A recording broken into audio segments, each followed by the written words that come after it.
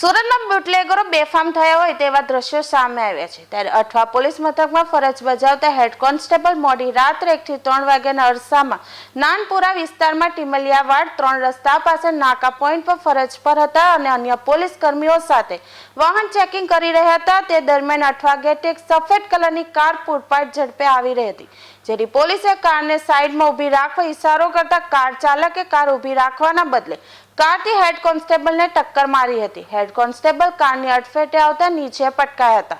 Car ચાલક ભાગવાનો પ્રયાસ કરી રહ્યો હતો, જો કે અન્ય પોલીસ કર્મીઓએ પીછો કરતા કાર ચાલકે ગાંધી સ્મૃતિ ભવન પાસે યુ ટર્ન લઈ અઠવા ગેટ તરફ ભાગવાની ફિરાકમાં હતો। જો કે કૈલાસ રેસ્ટોરન્ટ પાસે કાર અચાનક બંધ થઈ જતા પોલીસે કાર ચાલકને ઝડપી પાડી કાયદેસરની કાર્યવાહી હાથ ધરી હતી।